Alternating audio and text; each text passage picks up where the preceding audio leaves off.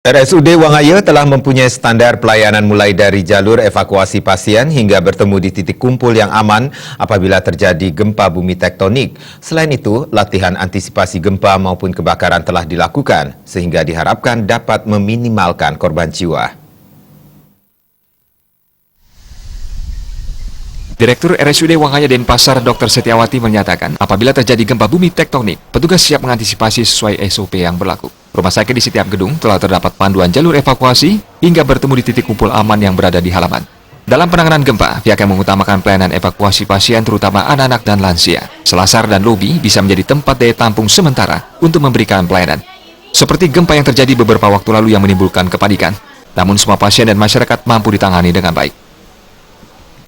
Bagaimana kami harus berkumpul di titik aman, kemudian di mana kami harus lalui untuk berkumpul. Dan memang pada saat gempa pasti kita semuanya panik, baik petugas, masyarakat maupun pasien sendiri.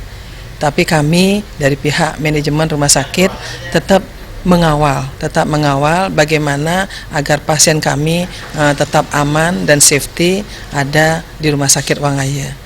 Nah, pada saat gempa awal, kami menyiapkan beberapa tempat ya seperti selasar, kemudian lobi untuk bisa menampung pasien-pasien kami yang sedang dirawat.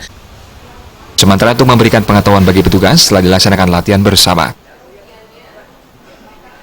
Winata Bali TV.